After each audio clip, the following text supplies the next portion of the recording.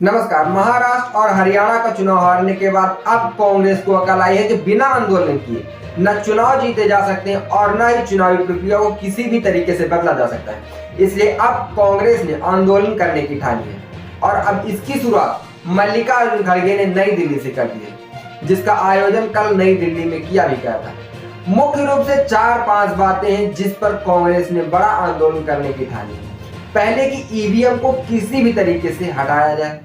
दूसरा कि वक्फ बोर्ड को भारतीय जनता पार्टी या भारतीय जनता पार्टी के इस नियम से बचाया जाए। तीसरा, आरक्षण की जो 50% की सीमा है उसको बढ़ाकर आरक्षण ज्यादा दिया जाए। चौथा, जो राहुल गांधी हमेशा से कहते हैं कि हम जातिगत जनगणना कराएंगे, लेकिन क्या सिर्फ आंदोलन करने से जातिगत जनगणना हो जाएगी या बिना सरकार बने जातिगत जनगणना हो जाएगी? 3 बार कांग्रेस लोकसभा का चुनाव हार चुकी है।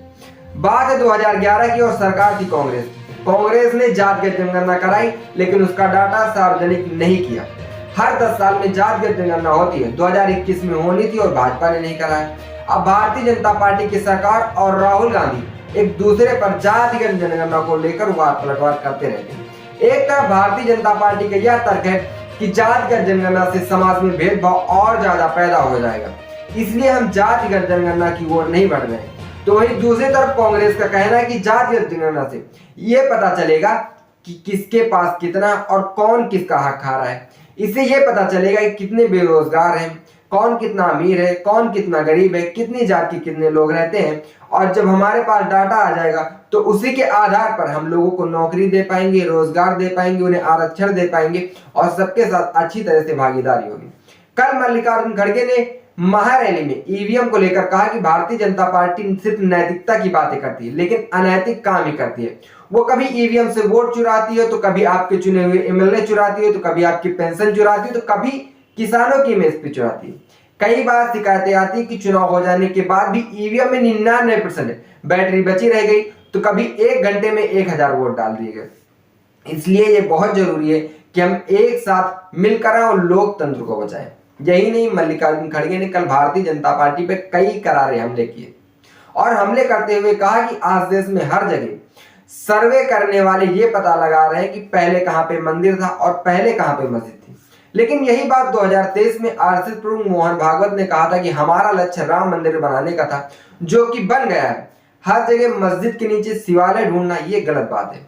जब बीजेपी आरएसएस वाले ही ये बातें कर रहे हैं तो फिर सर्वे के नाम पर खोद कर झगड़ा क्यों किया जा रहा है?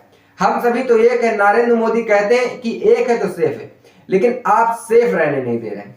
सच्चाई ये है कि काटने वाले भी आप हैं और बांटने वाले भी आप हैं। ये काटने और बांटने वाला जो बयान है योगी आदित्यनाथ ने दिया था, जिस पर भी मल्लिकार्जुन खड़गे ने पलटवार किया है।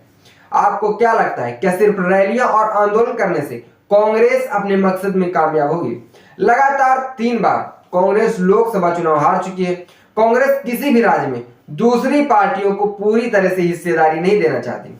अगर विधानसभा चुनाव की बात करें तो हाल ही में कांग्रेस ने हरियाणा हारा है, महाराष्ट्र हारा है। हर जगह कांग्रेस को ज्यादा सीटें चाहिए होती है, लेकिन कांग्रेस जीत भी कहीं नहीं पाती है। कांग्रेस खुद तो डूबती और दूसरों की भी लुटिया डुबाने में कोई कसर नहीं छोड़ती है, क्योंकि कांग्रेस के अंदर और कॉन्फिडेंस भरा हुआ था। ये बात अखिलेश यादव ने भी अपने एक पॉडकास्ट में कही है। अखिलेश यादव ने कहा था कि कांग्रेस खत्म हो गई, अब उसी रास्ते पर भारतीय जनता पार्टी चली और एक दिन भारतीय जनता पार्टी भी खत्म हो जाएगी। आपको क्या लगता है, क्या कांग्रेस की सरकार आने के बाद कांग्रेस जातिगत जनगणना कराएगी या फिर से कांग्रेस अपने पुराने रास्ते पर चलेगी? इस बात का जवाब कमेंट बॉक्स में कमेंट करके जरूर दें। देखते रहिए हाल चाल। जय हिंद।